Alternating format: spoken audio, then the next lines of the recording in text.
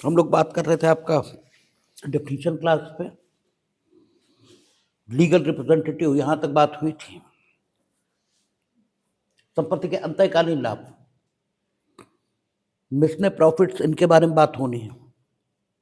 बेहद important concept है, खूब पूछा जाएगा। टिप्पणी इसके अलावा भी बेयर सेक्शन, इसमें कहां पर विधिक प्रतिनिधि दिया गया है, क्या मतलब होता है उसका, ये सब कुछ खूब पूछा जाता है। और जब आपसे कमेंट करने को कहा जाता है किसी भी विषय पर, तो संपूर्ण कमेंट होना चाहिए। उसका मतलब ही ये होता है। और एग्जामिनर आपको ये बताएगा नहीं कि आपको ये करना चाहिए, इसी बात का एग्जाम है। अब ये अलग बात है कि ठीक से लिखना और ठीक से उत्तर देना, ये आपने सीखा ही नहीं होता है, ये बिल्कुल अलग बात है।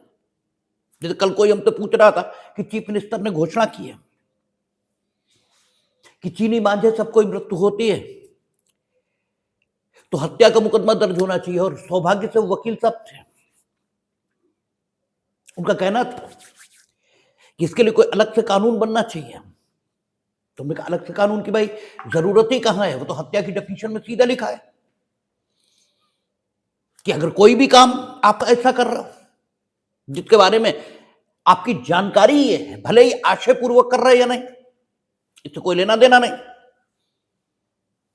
ठीक है, कि वो काम करने से किसी मानव प्राणी की मृत्यु ये प्रकृति के सामान्य अनुक्रम में हो जाएगी, यह अपराधी जानता है।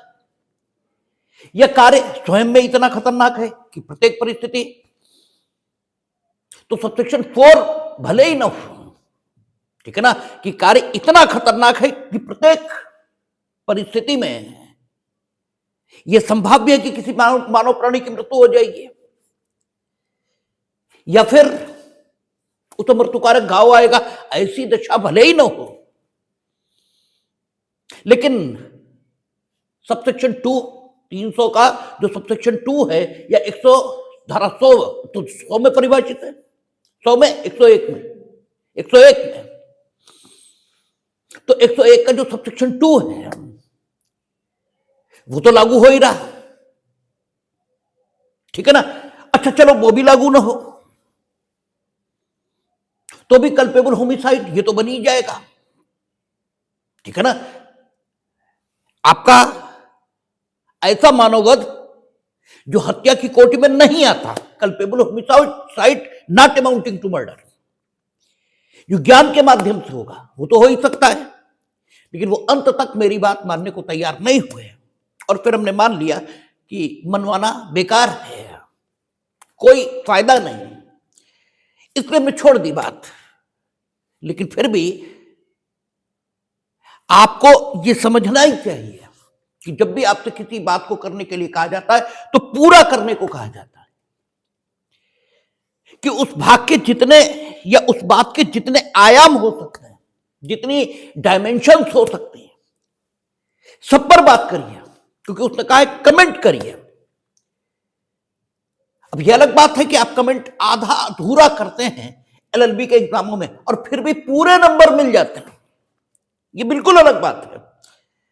आप एक लाइन लिखते हैं और संपूर्ण अंक जितने भी हो सकते हैं मैक्सिमम, वो सब आपको हासिल हो जाते हैं, और आप ये मान लेते हैं कि आपकी जो जानकारी है वो बिल्कुल अपडेट है, जबकि जिसने मूल्यांकन किया स्वयं उसकी जानकारी अपडेट नहीं थी, इस वजह से आपने वो अंक प्राप्त कर लिए।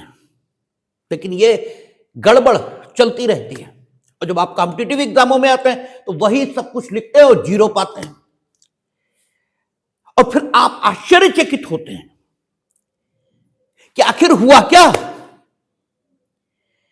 हम तो टापो टाप थे, हम तो टॉपर थे, और यहां रोल नंबर ढूंढे नहीं मिल रहा, ठीक है। फिर आप आश्चर्यचकित होते हैं, उसका कारण ही यही होता है।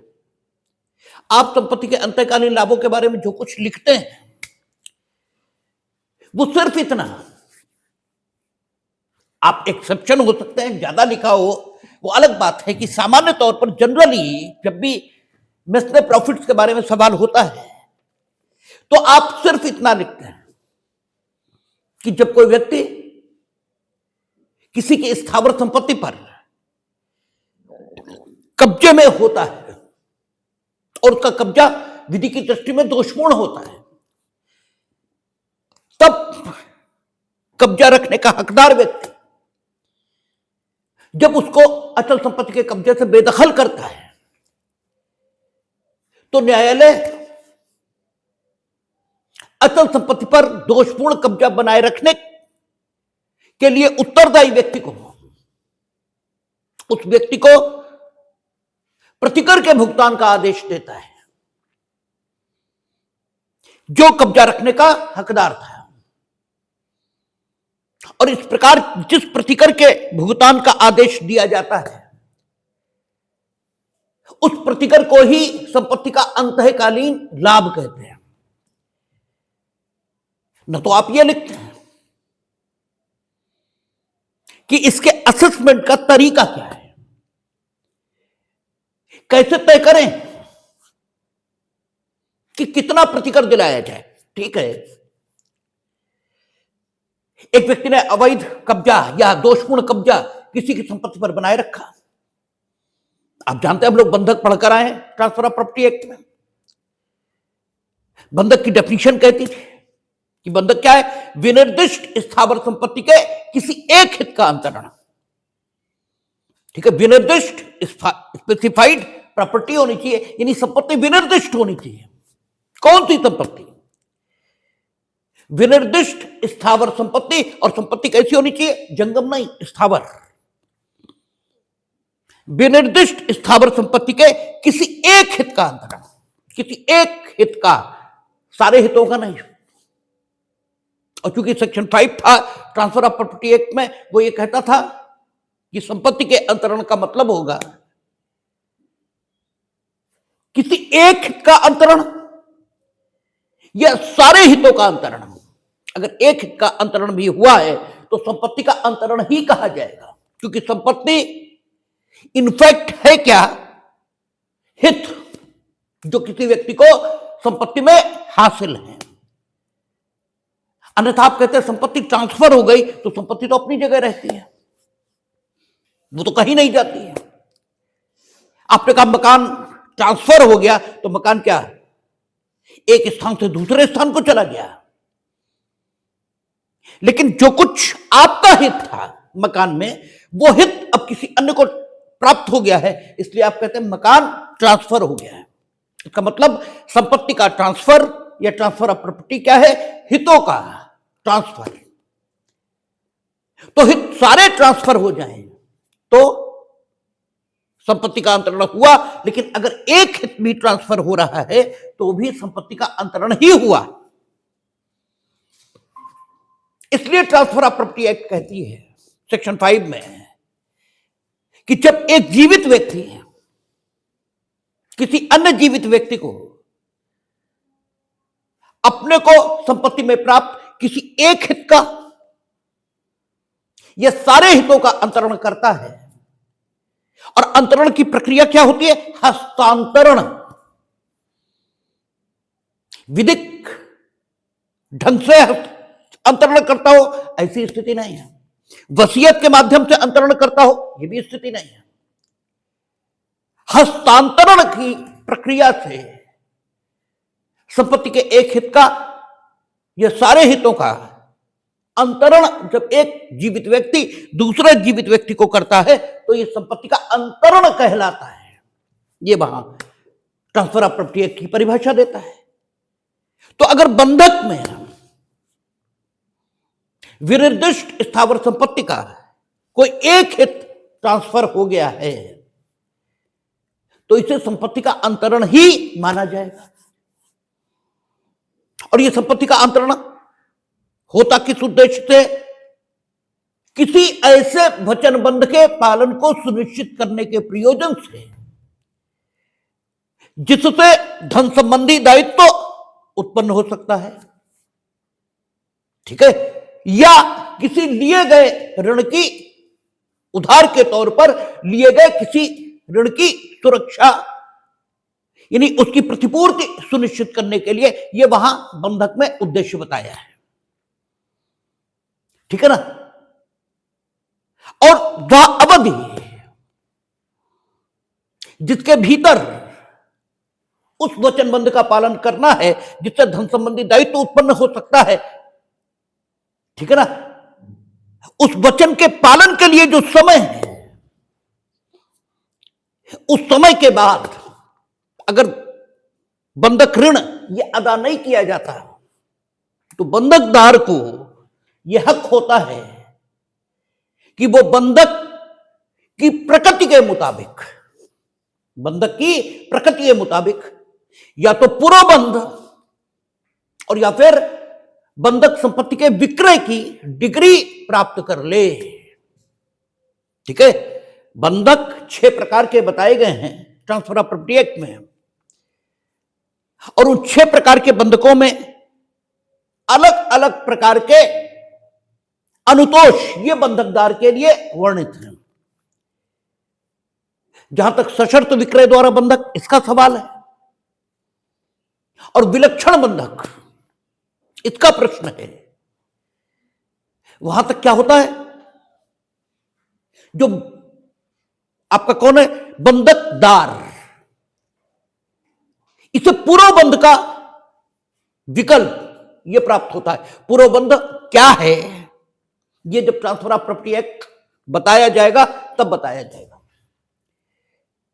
पूर्वबंध का विकल्प प्राप्त होता है, और आपका जो विलक्षण बंधक है उसमें आवश्यक तौर पर पूर्वबंध का विकल्प प्राप्त हो जरूरी नहीं है, क्योंकि विलक्षण बंधक जिस संविदा के माध्यम से किया जाएगा उसमें बंधकदार को बंधक का अपालन होने की दशा में क्या अनुतोष प्राप्त होगा यह लिखा रहेगा। अगर उसमें लिखा है कि पूर्वबंध का विकल्प प्राप्त होगा तो प्राप्त होगा, अन्यथा नहीं। हां, सशर्त विक्रय द्वारा बंधक, इसमें आवश्यक तौर पर बंधकदार को पूर्वबंध का विकल्प प्राप्त होगा। इसके अलावा जो शेष 4 प्रकार के बंधक बचे हैं उनमें क्या होगा, जो बंधकदार है उसे विक्रय, इसी का विकल्प प्राप्त होगा। विक्रय के अलावा उसे अन्य कोई विकल्प प्राप्त नहीं हो सकता।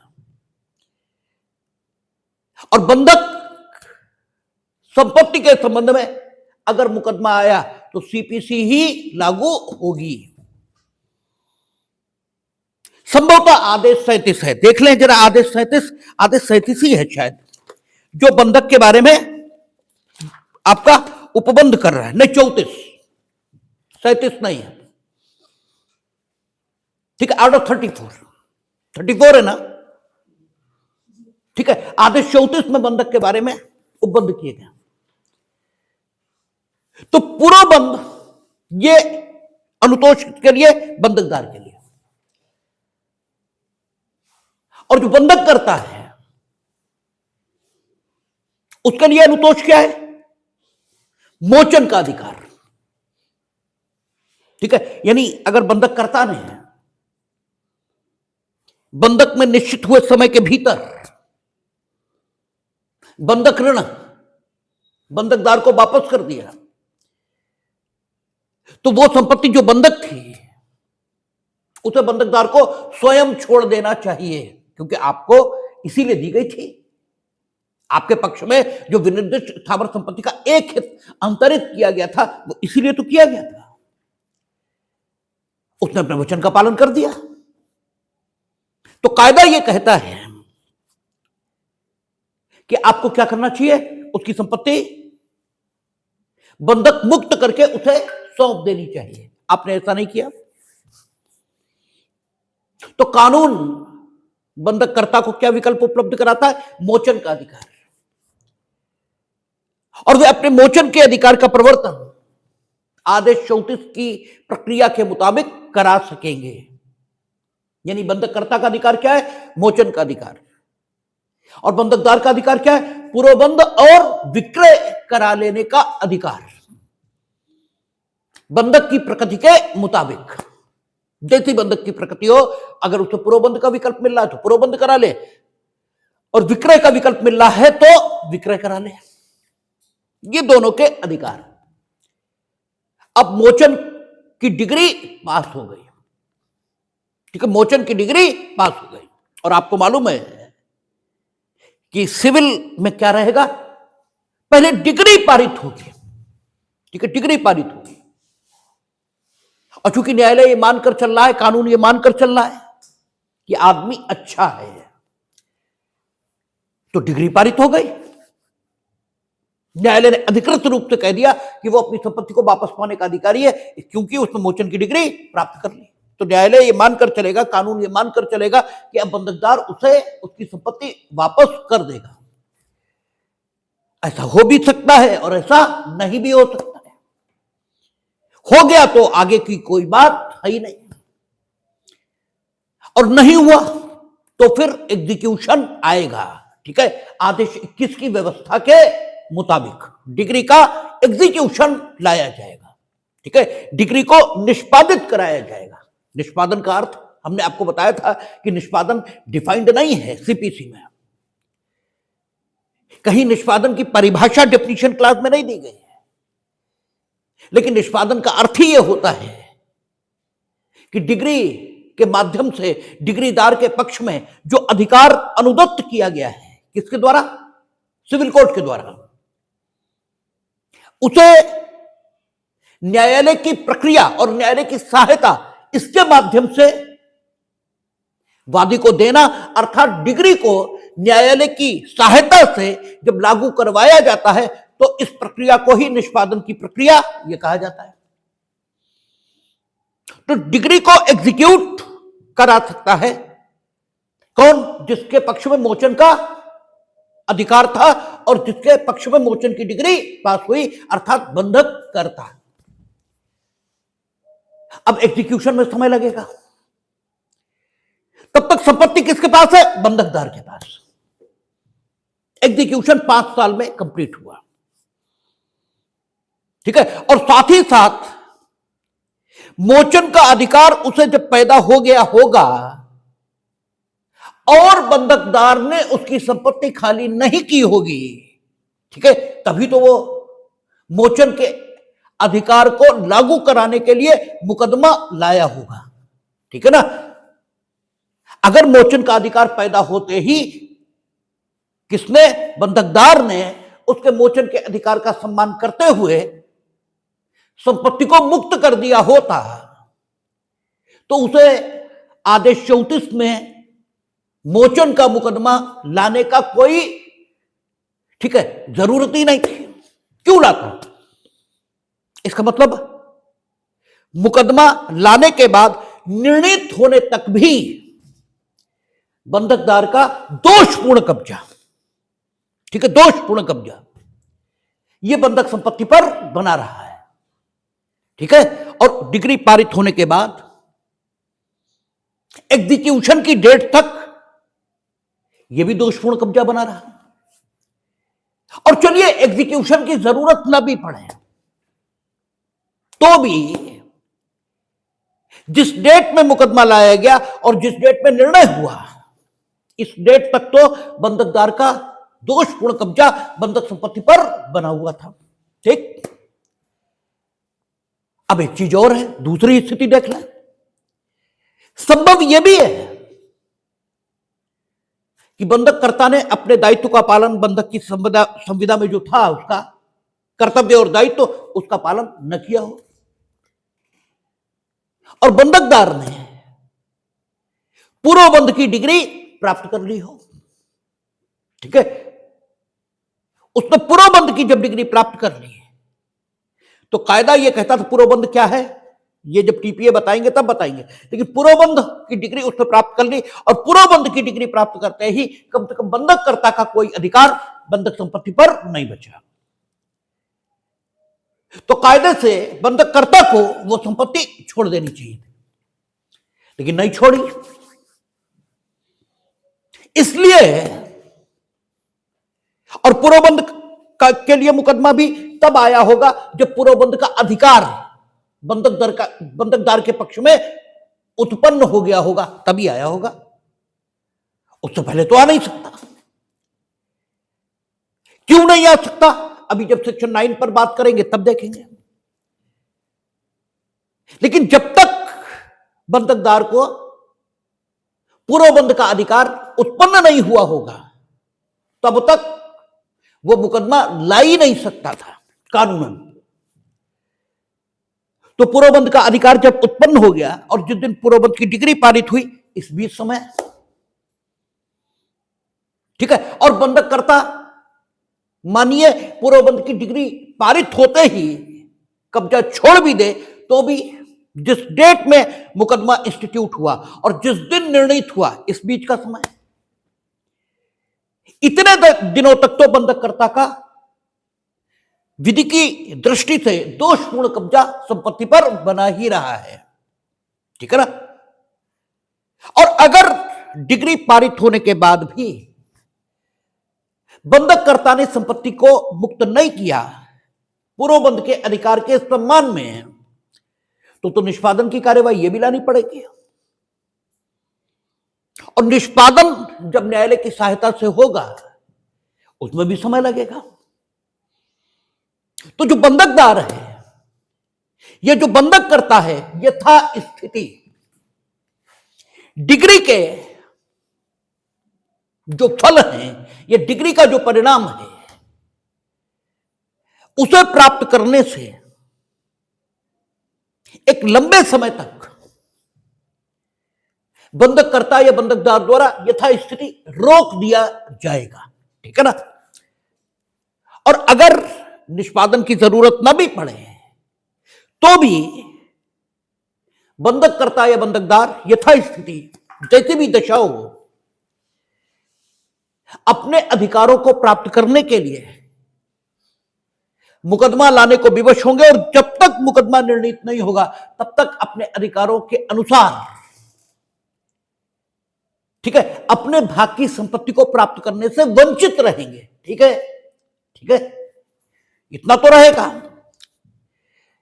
और कानून क्या करता है, न्याय। कानून क्या करता है, न्याय। और न्याय का मतलब क्या है, जो होना चाहिए वो हो। न्याय का तो अर्थ ही यही है कि जो होना चाहिए वही हो। तो जो होना चाहिए वो तो ये था कि उसी दिन जिस दिन मोचन का अधिकार उत्पन्न हुआ था, ठीक है, जिस दिन मोचन का अधिकार उत्पन्न हुआ था उसी दिन बंधककर्ता को उसकी संपत्ति मिल जानी चाहिए थी, ठीक है। यह बंधकदार को जिस दिन पूर्वबंध का अधिकार उत्पन्न हुआ था उसी दिन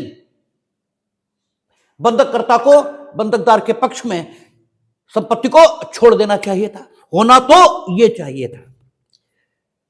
और संपत्ति छोड़ देना चाहिए था उसके पक्ष में। इसका मतलब क्या हुआ, इसका मतलब यह हुआ कि वो संपत्ति, उससे जो लाभ पैदा हो रहे थे, ठीक है ना, क्योंकि संपत्ति क्यों है, संपत्ति इसीलिए है क्योंकि वो लाभदायक है। हमने आपसे अनेकों बार कहा कि संपत्ति और कूड़े में फर्क ही यही है कि कूड़े से लाभ पैदा नहीं होता और संपत्ति से लाभ उत्पन्न होते हैं। अगर संपत्ति आपके लिए लाभदायक न हो तो वो संपत्ति जो दूसरों के लिए संपत्ति है आपके लिए कूड़ा ही है, ठीक है ना, आपके लिए कूड़ा ही है। अगर आप इस मानसिक दशा में आ गए कि हमें इन सांसारिक संपत्तियों से कोई लाभ नहीं लेना, तो संसार की सारी संपत्तियां आपके लिए कूड़ा ही हो गई हैं, ठीक है ना, आपके लिए उनका कोई मतलब नहीं बचा। कूड़े और संपत्ति के बीच फर्क यही है कि वो उपयोगी होती है और लाभदायक होती है। तो पूर्वबंध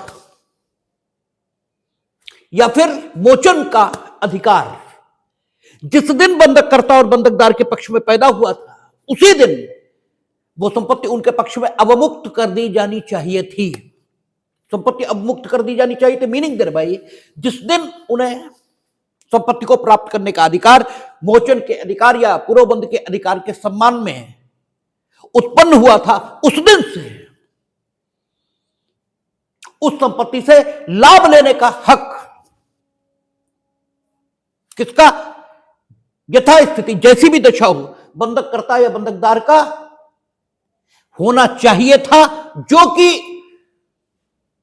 दूसरे पक्ष के दोष के कारण उन्हें प्राप्त नहीं हुआ और मुकदमेदारी करके और मुकदमाबाजी करके उन्हें उस हक को हासिल करना पड़ा।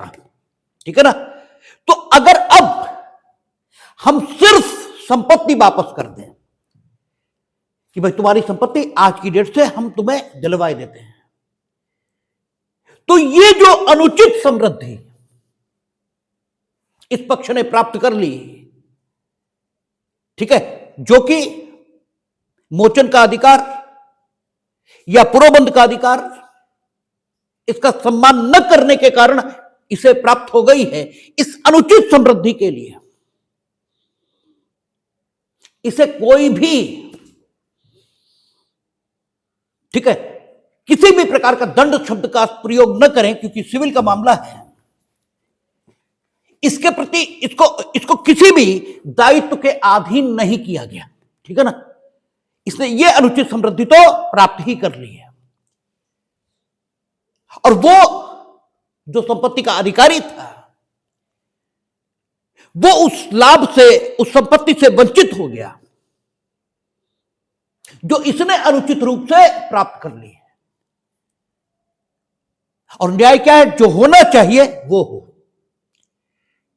तो होना क्या चाहिए कि जिस दिन ये पक्षकार इस संपत्ति का अधिकारी हुआ था, उस दिन से इस संपत्ति से उद्भूत होने वाले समस्त लाभ इसी को मिलने चाहिए थे।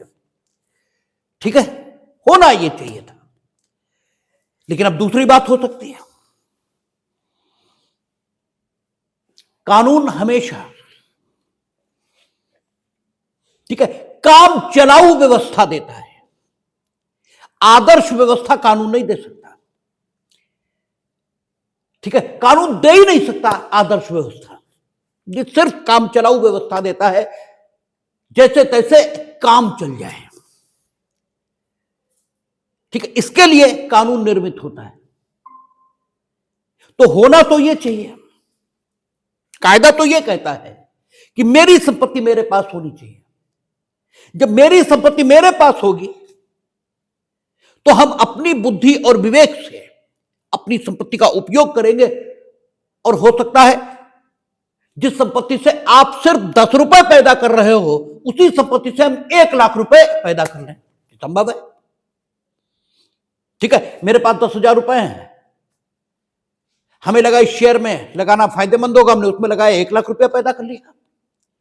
आप मूर्ख हैं, आपके पास 10 रुपए थे, आपने वो भी डुबो दिए। ठीक है, लेकिन कानून काम चलाऊ व्यवस्था देता है। तो यह संपत्ति जो मोचन के अधिकार के उत्पन्न होने के दिनांक पर या पुरोबंध के अधिकार के उत्पन्न होने के दिनांक पर, ठीक है, जिस पक्षकार के पास होनी चाहिए थी, यदि उसे प्राप्त हो जाती तो वो उससे करोड़ों पैदा कर लेता, यह भी संभव है। लेकिन ये जिसके पास एक्चुअली वास्तविक तौर पर यह संपत्ति मौजूद थी, इसने करोड़ों पैदा नहीं किया। ठीक है, तो इस पक्षकार को, ठीक है, जिसने संपत्ति पर दोषपूर्ण कब्जा बनाए रखा है, उस पक्षकार को जिसका कब्जा होना चाहिए, कौन सी धनराशि दिलाई जाए,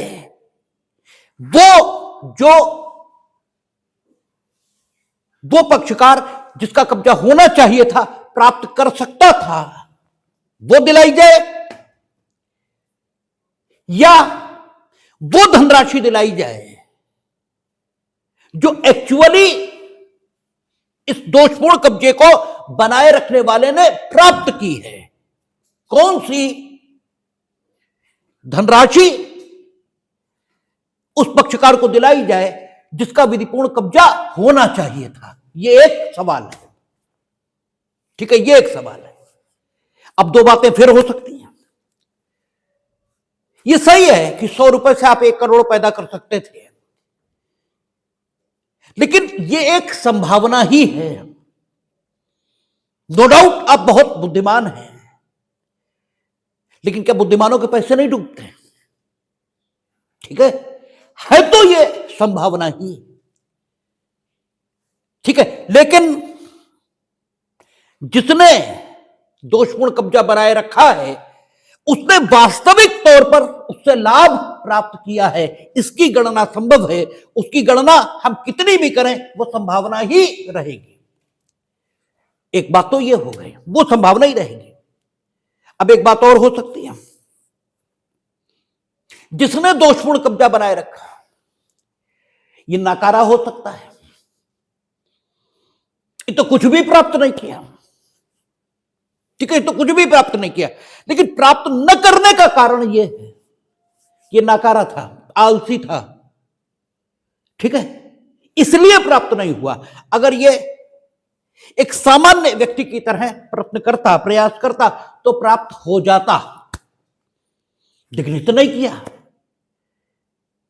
तो इसके आलस का दंड उस पक्षकार को दिया जाए जिस पक्षकार का कब्जा होना चाहिए था। वास्तव में यह भी ठीक नहीं है, यह भी ठीक नहीं, ठीक है। इसलिए यह प्रतिकर जो दोषपूर्ण कब्जे के कारण उस पक्षकार को दिलाया जाएगा जिसका कब्जा होना चाहिए था, इससे जिसका वास्तव में विधि में दोषपूर्ण कब्जा था, इससे जो दिलाया जाएगा प्रतिकर के तौर पर उसे, वो क्या होगा? वो लाभ जो इसने वास्तव में प्राप्त किया, या ये क्या कर सकता था?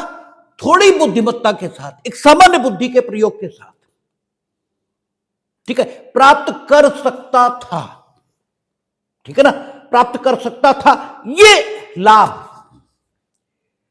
इसको दिलाया जाएगा, किसको? जिसका कब्जा वाकई होना चाहिए था, ठीक है। लेकिन एक चीज और भी है, ये संपत्ति अगर उसके पास भी होती जिसका कब्जा वाकई होना चाहिए था, तो भी इस संपत्ति पर जो खर्च होने थे वो तो इसे भी करने पड़ते। संपत्ति, इस पर भी खर्च होते हैं, बिजली का बिल देना है, ठीक है, वाटर टैक्स देना है, विभिन्न प्रकार के सरकारी देय होते हैं, ठीक है। नो डाउट जिसने दोषपूर्ण कब्जा बनाए रखा उसने 2 लाख रुपए पैदा किया उस संपत्ति से, लेकिन 10,000 रुपए टैक्स में चले गए। तो अगर आपका कब्जा होता तो भी तो 10,000 आपको टैक्स देना पड़ता, यानी प्रॉफिट अगर देखें तो 2 लाख है, ठीक है, लेकिन नेट प्रॉफिट अगर देखें, कहते हैं ना नेट प्रॉफिट बताओ, तो नेट प्रॉफिट की अगर गणना करें तो 1,90,000 है, ठीक है ना, क्योंकि 10,000 तो खर्चे में चले गए, ठीक है। जब 10,000 खर्चे में गए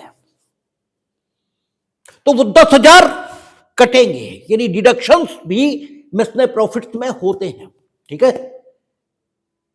इसके अलावा यह भी संभव है कि आपने संपत्ति जो हमें दी थी, या जिस संपत्ति, ठीक है, जिस संपत्ति को मेरे पास विधि में दोषपूर्ण कब्जे के आधार पर मेरे पास होना कहा गया है, वो संपत्ति जिस रूप में थी उसी रूप में अगर हम धारित किए रहते तो जो लाभ होता वो 1 लाख रुपए होता। आपने खेत में दिया था, बंधक रखा था, उसमें सिंचाई का कोई साधन नहीं था, बरसात के आधार पर सिंचाई होती थी। सामान्य तौर पर बरसात के आधार पर सिंचाई होने से उसमें 1 बीघे में 10 कुंटल या 5 कुंटल गेहूं पैदा होता था। हमने उसमें इंप्रूवमेंट किए, सुधार किए, ठीक है, और हमने इरिगेशन की, सिंचाई की ऐसी व्यवस्था की जो बरसात पर आधारित नहीं थी, और हमने उन्नत बीज, उन्नत तकनीक इसका प्रयोग किया और 1 बीघे में 10 कुंटल निकाल लिया, ठीक है ना। तो 5 कुंटल हमसे आपको नहीं दिलाया जाएगा, ठीक है ना, क्योंकि वो मेरे सुधारों का परिणाम है। ठीक है, तो अब देखें संपत्ति का अंतःकालीन लाभ क्या है। संपत्ति का अंतःकालीन लाभ मीनिंग देयर बाय वह धनराशि जो किसी अचल संपत्ति के अवैध कब्जेदार ने, ठीक है, संपत्ति पर अपना अवैध कब्जा बनाए रखने के दौरान, ठीक है, उस संपत्ति से प्राप्त किया है। संपत्ति के अंतःकालीन लाभ से क्या अर्थ है? संपत्ति के अंतःकालीन लाभ से यह अर्थ है, यह संपत्ति का अंतःकालीन लाभ उस धनराशि को कहा जाता है, ठीक है, संपत्ति का अंतःकालीन लाभ उस धनराशि को कहा जाता है जो किसी अवैध संपत्ति के कब्जेदार ने उस अचल संपत्ति पर अपना कब्जा बनाए रखकर वास्तविक रूप से अर्जित की है। वास्तविक रूप से अर्जित की है मीनिंग देयर बाय वह संपत्ति जो उसे उस संपत्ति पर कब्जा बनाए रखने के कारण प्राप्त हो ही जाती है, ठीक है, जिस पर उसने कब्जा अवैध बनाए रखा है उससे वह संपत्ति उससे प्राप्त हो ही जाती, भले ही वो उसमें कोई सुधार ना करता, कुछ भी ना करता, बस जो संपत्ति उसे प्राप्त हुई थी किसी से और जिस पर उसने अवैध कब्जा बनाए रखा उस पर एक सामान्य बुद्धि के मनुष्य की तरह काम करता तो भी उसे वो संपत्ति प्राप्त हो ही जाती। ऐसी संपत्ति को संपत्ति का अंतःकालीन लाभ कहते हैं। इसमें अवैध कब्जा बनाए रखने वाले व्यक्ति के सुधारों के परिणाम स्वरूप प्राप्त हुई संपत्ति शामिल नहीं है, ठीक है ना, इसमें वो संपत्ति शामिल नहीं है जो अवैध कब्जा रखने वाले व्यक्ति ने अपने सुधारों के परिणाम स्वरूप प्राप्त की है, उसे घटा देंगे और इसने संपत्ति पर अपने अवैध कब्जे से जो संपत्ति अर्जित की है उसमें से वह संपत्ति भी निकाल देंगे जो इसे सरकारी देयों आदि का भुगतान करने में खर्च करनी पड़ी है और जो इस संपत्ति के वास्तविक कब्जेदार को भी खर्च करनी ही पड़ती है, इसे इसमें से वो भी निकाल देंगे। इसके आकलन का तरीका, ठीक है, संपत्ति का अंतःकालीन लाभ इस रूप में किसी को क्या दिलाया जाए, इसके आकलन के लिए जो सिद्धांत है वो कोई एक नहीं है, वे सिद्धांत अनेक है, लेकिन मूल रूप से जो ध्यान रखा जाता है वो ये ध्यान रखा जाता है कि जो कुछ अवैध कब्जेदार ने अवैध कब्जे के परिणाम स्वरूप संपत्ति पर प्राप्त किया है वो सब कुछ उसे दिला दिया जाए जो संपत्ति पर वास्तविक कब्जे का हकदार है, अर्थात अवैध रूप से अर्जित की गई संपत्ति का 1 रुपया भी अवैध कब्जेदार के पास न बचे, ठीक है, इस प्रकार का प्रयास यह किया जाता है। दूसरा, यह प्रयत्न किया जाता है कि जो कब्जा रखने का हकदार है उसे ऐसी दशा में लाया जाए कि वो उस सब लाभ को प्राप्त कर ले जो उसे प्राप्त होता यदि संपत्ति उसके पास होती, ठीक है ना, उस सब को प्राप्त कर ले। इन सिद्धांतों को ध्यान में रखा जाता है और संपत्ति के अंतःकालीन लाभ के रूप में कभी भी वो धनराशि नहीं दिलाई जाती जो वास्तविक कब्जा रखने वाला व्यक्ति इस संपत्ति से प्राप्त कर सकता था, वो नहीं दिलाई जाती। हमेशा संपत्ति के अंतःकालीन लाभ के रूप में वो संपत्ति दिलाई जाती है जो वास्तव में अवैध कब्जा रखने वाले व्यक्ति ने प्राप्त की है या सामान्य बुद्धि के प्रयोग से प्राप्त कर सकता था, ठीक है। तो संपत्ति का अंतःकालीन लाभ वो लाभ है जो किसी अचल संपत्ति पर अवैध कब्जा रखने वाले व्यक्ति के द्वारा संपत्ति से वास्तव में प्राप्त किया जाता है। ठीक है, वास्तव में प्राप्त किया जाता है। इसमें वे लाभ शामिल नहीं होते जो संपत्ति पर अवैध कब्जा रखने वाले व्यक्ति के सुधारों का परिणाम होते हैं। इसमें वे लाभ भी शामिल नहीं होते जो सरकारी देयों के भुगतान में युक्ति संगत रूप से अवैध कब्जा करने वाले व्यक्ति के द्वारा खर्च किए जाते हैं। ठीक है, इसके आकलन का तरीका यह नहीं होता कि संपत्ति का वास्तविक कब्जा रखने का हकदार व्यक्ति इस संपत्ति से क्या प्राप्त कर सकता था। ठीक है, बल्कि हमेशा संपत्ति के अंतकालीन लाभ की गणना इस सूत्र पर होती है कि वास्तव में संपत्ति पर अवैध कब्जा रखने वाले व्यक्ति के द्वारा इस संपत्ति से क्या प्राप्त किया गया या साधारण बुद्धि के प्रयोग से वो क्या प्राप्त कर सकता था। यह उसके आकलन का तरीका होता है। ठीक है, और संपत्ति के अंतकालीन लाभ में कुल संपत्ति पर, ठीक है, यानी मानिए 2 लाख रुपए अंतकालीन लाभ के रूप में दिलाए जाने चाहिए, तो भुगतान की तिथि तक ब्याज भी शामिल होता है। ठीक है, यानी न्यायालय उस पर ब्याज भी दिलवाएगा।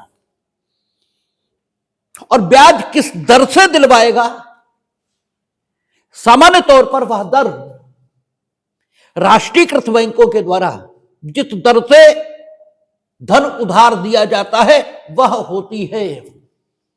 ठीक है, और ब्याज की दर आगे की धाराओं में बताई भी जाएगी कि कितनी होनी चाहिए, लेकिन ब्याज भी संपत्ति के अंतकालीन लाभ पर दिलवाया जाना यह न्याय संगत माना गया है और वो भी संपत्ति के अंतकालीन लाभ का ही भाग माना जाता है। ठीक है, और संपत्ति के अंतकालीन लाभ की जो कल्पना है या उसे कानून में जो शामिल किया गया है उसका आधार साम्य का यह सूत्र है कि किसी को भी किसी की कीमत पर अनुचित रूप से समृद्धि हासिल नहीं करनी चाहिए।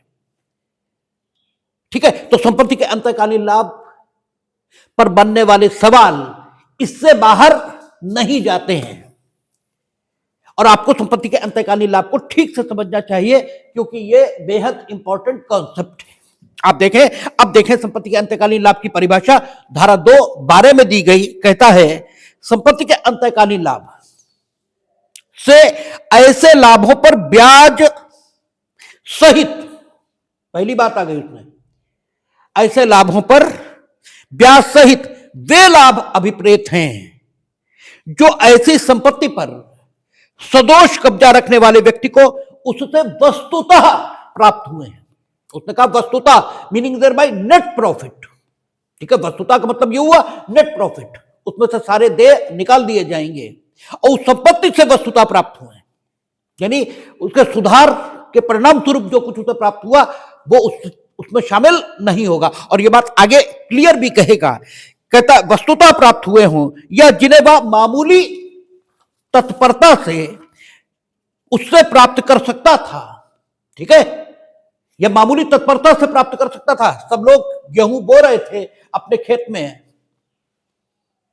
और आपने आलस के कारण गेहूं बोए ही नहीं। अब आपको हमें तो कोई कुछ प्राप्त ही नहीं हुआ इससे, तो मामूली तत्परता से उस खेत में उत्पन्न होने वाला गेहूं आप प्राप्त कर सकते थे, इसलिए आपने प्राप्त किया, नहीं किया इससे कोई लेना देना नहीं, आपको देना पड़ेगा। यह उसे मामूली तत्परता से प्राप्त कर सकता था। अब आगे क्लियर कर रहा है, किंतु सदोष कब्जा रखने वाले व्यक्ति द्वारा की गई अभिवृद्धियों, उसके इंप्रूवमेंट के कारण हुए लाभ इनके अंतर्गत नहीं आते। ठीक है, तो सारी बात आ गई है। संपत्ति के अंतकालीन लाभ के से अभिप्रेत कौन सा लाभ है? ब्याज सहित वे लाभ, ब्याज सहित वे लाभ जो संपत्ति पर सदोष कब्जा रखने वाले व्यक्ति को वस्तुतः संपत्ति से प्राप्त हुए हैं या जिन्हें वो मामूली तत्परता से प्राप्त कर सकता था, किंतु इसके अंतर्गत वे लाभ नहीं आते जो सदोष कब्जा रखने वाले व्यक्ति के द्वारा की गई अभिवृद्धियों के कारण सदोष कब्जा रखने वाले व्यक्ति को प्राप्त हुए हैं, ये इसमें नहीं आते। जंगम संपत्ति, इसको डिफाइन किया है, और जो डिफाइन करने का तरीका है वो क्या है? इंक्लूसिव है। कहता है जंगम संपत्ति के अंतर्गत उगती फसलें आती हैं। आती हैं इसका मतलब ये हुआ कि उगती फसलें तो आती ही हैं, इसके अलावा वो सारी संपत्तियां जंगम संपत्ति समझी जा सकती हैं जिन्हें शब्दकोश के मुताबिक जंगम संपत्ति मान लिया गया है। ठीक है ना? हमने आपसे कहा था कि कानून में जब भी कोई शब्द ये प्रयोग होगा तब हमेशा उसका डिक्शनरी मीनिंग पहले लिया जाएगा, और डिक्शनरी मीनिंग जो होता है वो जिस आधार पर होता है वो आधार स्वयं शब्द के विश्लेषण का होता है। शब्द का विश्लेषण उसका जो अर्थ बताता है, प्रथमतः प्राइमरीली शब्दकोश में उसका वही अर्थ लिया जाता है। उसके बाद जब स्वयं शब्द अपने विश्लेषण से कोई अर्थ प्रतिध्वनित नहीं करता तब उस शब्द का वो अर्थ लेते हैं जो अर्थ उसे जिंदगी या जीवन ने दिया होता है, अर्थात वो जिस परिस्थिति में प्रयोग हो रहा है उस परिस्थिति के मुताबिक उसका अर्थान्वयन ये किया जाता है। और कानूनों में एक तीसरा तरीका यह भी इस्तेमाल होता है, और वो तीसरा तरीका होता है कि विधायिका स्वयं डेफिनेशन क्लास में किसी विशेष शब्द को कोई विशेष अर्थ ये दे देती है, और तब उस शब्द का वही अर्थ लेते हैं जो विधायिका ने उसे दिया। ना उसका हम डिक्शनरी मीनिंग लेते हैं और ना आम बोलचाल अर्थात जीवन ने जो उसे अर्थ दिया वो भी उसका वो अर्थ हम स्वीकार नहीं करते। ठीक है? अच्छा, विधायिका दो तकनीकों का इस्तेमाल करती है शब्द का अर्थान्वयन करते हुए। एक तकनीक उसकी इंक्लूसिव होती है और एक तकनीक उसकी एक्सक्लूसिव होती है। और जब वो इंक्लूसिव तकनीक का इस्तेमाल करती है तो उसने एक विशेष शब्द अगर शामिल कर दिया किसी चीज में तो वो शब्द जिन चीजों के लिए प्रयुक्त होता है आम जीवन में वे शब्द उस परिभाषा में शामिल मान लिए जाते हैं, वे चीजें उस परिभाषा में शामिल मान ली जाती हैं। शेष शब्दकोश के मुताबिक उस वर्णन की जो चीजें होती हैं वे उस परिभाषा में शामिल मानी जाती हैं। और जब वो एक्सक्लूसिव तरीका यानी निश्शेषी तरीका अपनाती है विधायिका, तब परिभाषा में वे ही चीजें शामिल मानी जाएंगी जिनका उल्लेख उसने स्वयं परिभाषा में कर दिया। ठीक है? यहां उसने चूंकि इंक्लूसिव टेक्निक अपनाई है, उसने कहा कि जंगम संपत्ति के अंतर्गत उगती फसलें आती हैं। यह उसने इंक्लूसिव टेक्निक का उपयोग किया है। अब चूंकि इंक्लूसिव टेक्निक का उपयोग हुआ है इसलिए जंगम संपत्ति में आवश्यक रूप से उगती फसलों को हम शामिल मानेंगे क्योंकि वो विधायिका ने स्वयं जंगम संपत्ति की परिभाषा में उल्लिखित कर दिया। इसलिए और शेष चीजों का उल्लेख उसने किया नहीं, तो शेष चीजों के संबंध में हम क्या मानेंगे कि शब्दकोश जिन भी वस्तुओं को जंगम संपत्ति मानता हूं उन सबको हम जंगम संपत्ति की परिभाषा में मानेंगे क्योंकि एक्सक्लूसिव डेफिनेशन नहीं है, इंक्लूसिव है, निश्शेषी नहीं है, अवशेषी है। ठीक है? अब शब्दकोश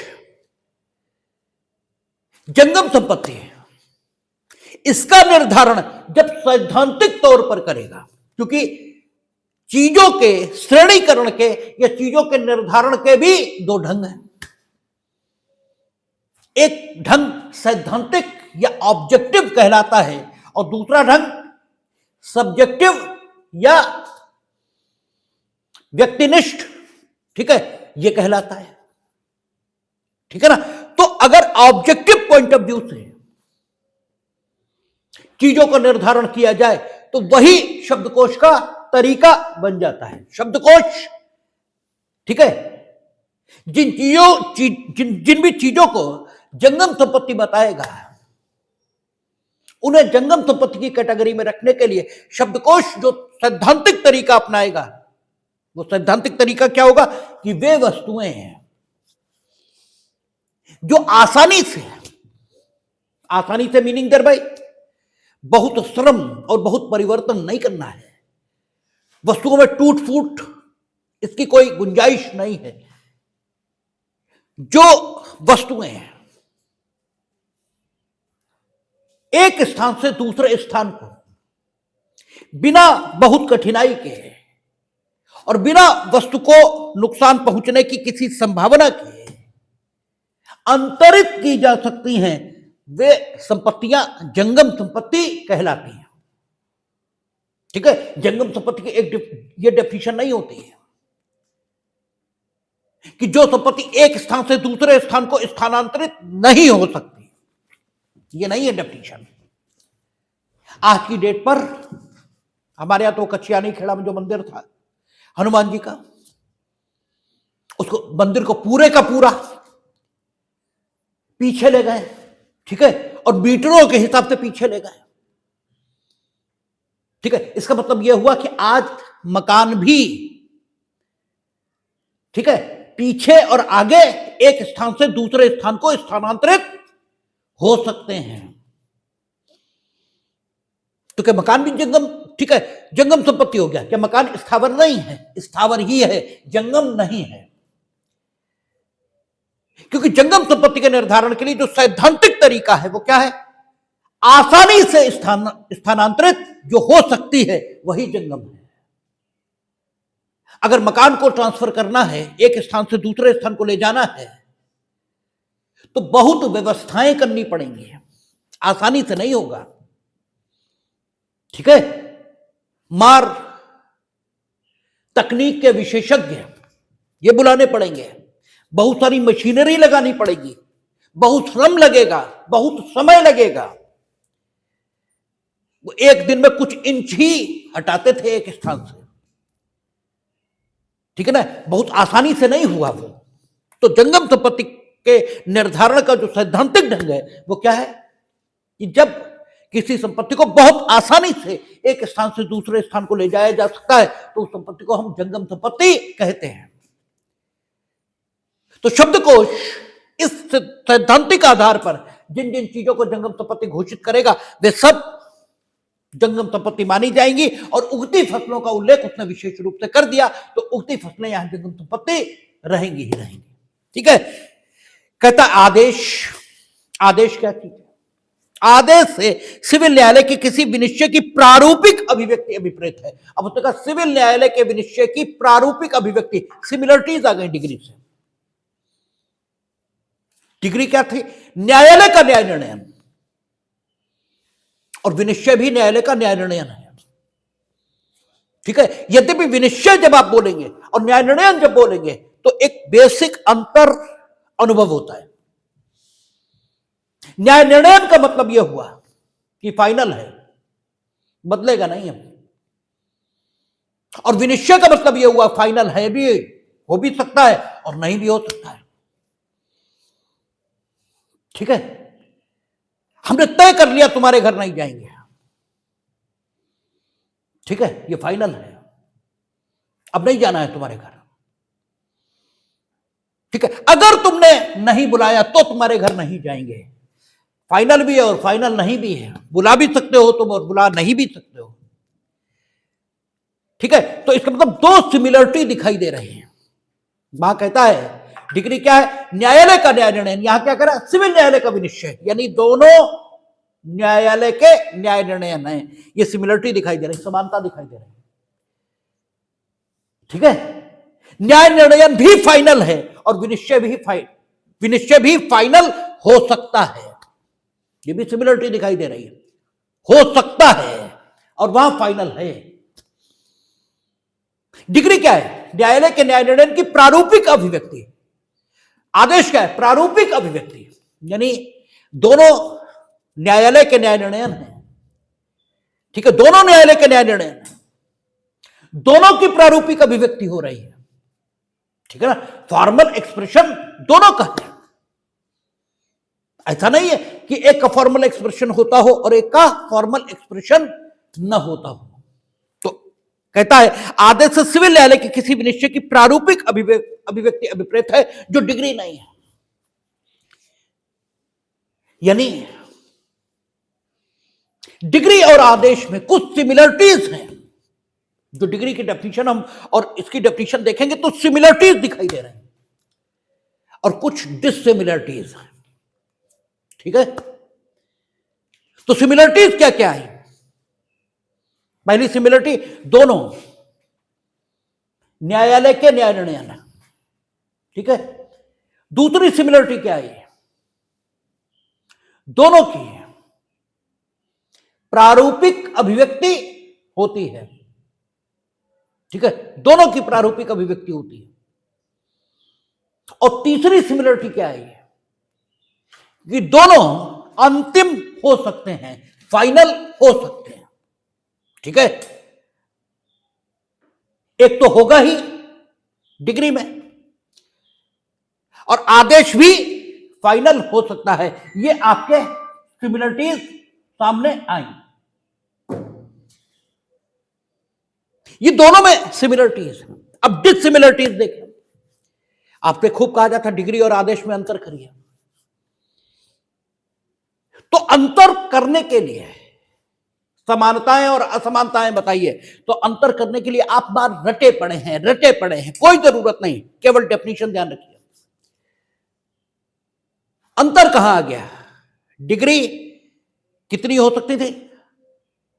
सामान्यता एक, ठीक है। फाइनल डिग्री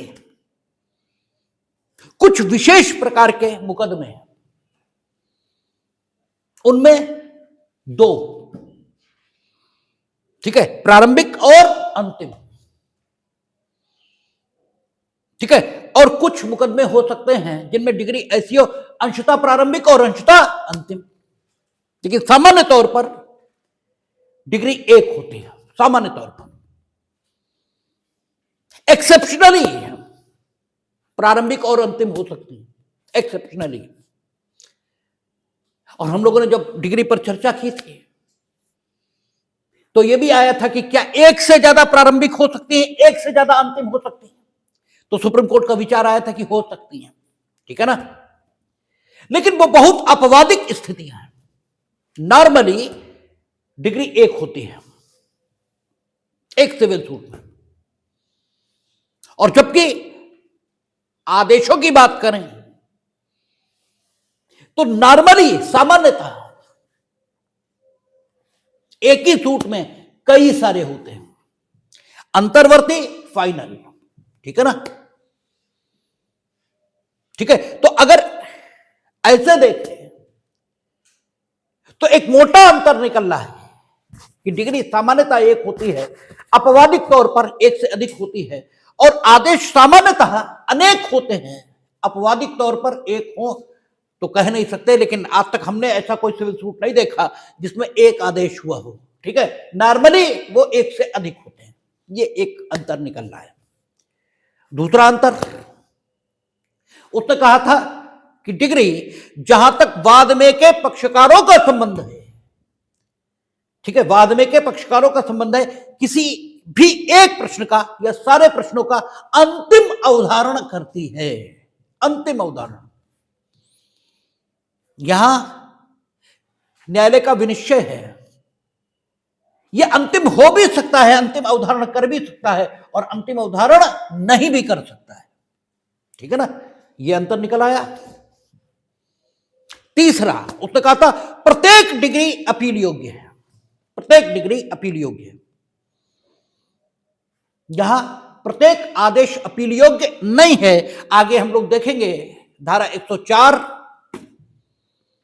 और आदेश 41, इसमें लिस्ट दी गई है, केवल वे ही आदेश अपील योग्य हैं। ठीक है, और फिर हम लोग पहुंचेंगे अपीलों पर। धारा 96 से शुरू होगी और शायद 108 या 107 तक जाएगा मसला। 108 ही जहां तक हमें याद पड़ता है, 108 हो 109 हो, वहां तक जाएगा। वहां यह बताएगा कि प्रत्येक डिग्री की 2 अपीलें हो सकती हैं। सामान्य नियम क्या है? प्रत्येक डिग्री अपील योग्य है और डिग्री की 2 अपीलें। आदेशों की सिर्फ एक अपील मिलेगी, उसके बाद दूसरी अपील नहीं है, तो रटने की कोई जरूरत नहीं। डिग्री और आदेश में उसकी डेफिनेशन से सिमिलरिटीज और डिसिमिलरिटीज निकल रही है, और अगर डेफिनेशन से आप सिमिलरिटीज और डिसिमिलरिटीज नहीं निकाल पा रहे हैं तो यह आपके अध्ययन की कमी है। और जो भी सिमिलरिटीज या डिसिमिलरिटीज आपने देखी हैं या याद की, अगर वो डेफिनेशन में आपको नहीं दिखाई दे रही तो ये मान लीजिए कि कानून आपने न पढ़ा है न समझा है, बल्कि आपने कानून इतिहास की तरह पढ़ लिया है। जैसे इतिहास याद कर लिया जाता है, ऐसे कानून याद कर लिया है आपने, और ऐसे याद किए गए कानून का कोई फल नहीं होगा। मीनिंग देयर बाय आप कुछ भी हो जाओ, हो सकता आप जे और वो भी हो जाओ, लेकिन ऐसे जे और वो जाने कितने हुए कानून की फील्ड में जिन्हें याद किया जाता है। कानूनविद वही हैं, बाकी तो दुनिया में रोज आदमी पैदा होते हैं, लेकिन a man with capital M ये बहुत कम पैदा होता है, जिसका नाम कैपिटल एम से लिखा जाए, वो महापुरुष होते हैं। आदमी तो रोज ही पैदा हो रहा है और रोज मर रहे हैं, तो ऐसे कीड़े मकोड़ों की तरह जन्मने और मर जाने से कुछ नहीं होता है। ठीक है, कानून अगर आपने जाना है तो फिर सब चीज आपको डेफिनेशन में दिखाई देनी चाहिए, डेफिनेशन से बाहर कुछ नहीं है। और अगर बेयर में चीजें नहीं दिखाई दे रही तो किताबों में लिखी हुई चीजें आपने याद भले ही कर ली हो, वो सब बेकार है, उसका कोई मतलब नहीं। भले ही आप सफलता भी अर्जित कर लो, क्योंकि सफलता ये तो भाग्य है। ठीक है, सफलता और असफलता ये प्रयासों का परिणाम नहीं है, ये बिल्कुल प्रयासों का परिणाम नहीं है। सफलता और असफलता सिर्फ भाग्य है। दुनिया में जितनी भी खोजें हुई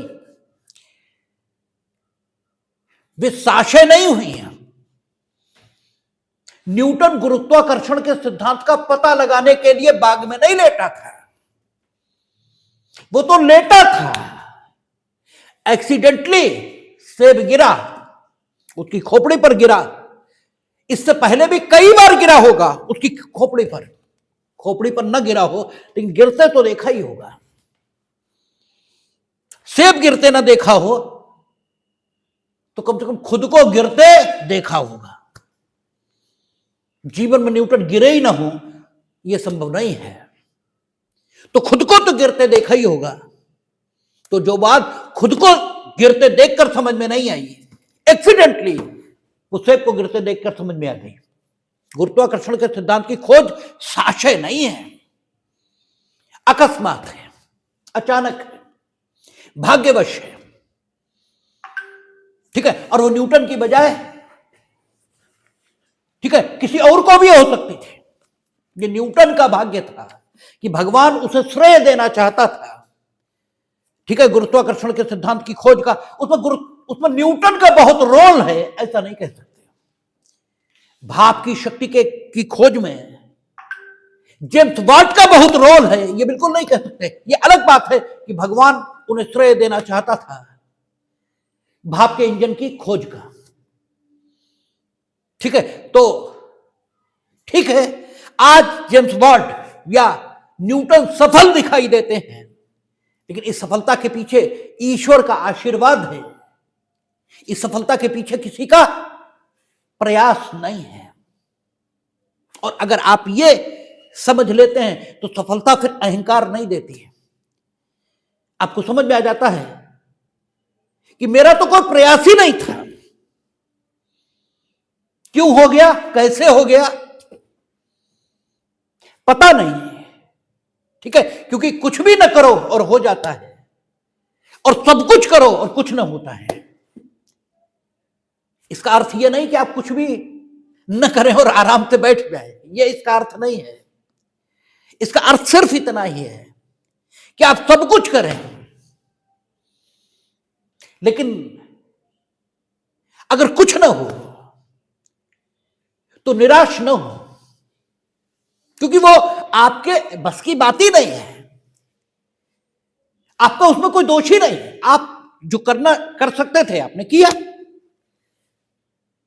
ईश्वर की कृपा प्राप्त नहीं हुई। इसके लिए ईश्वर से शिकायत मत करिए, उस पर विश्वास रखिए।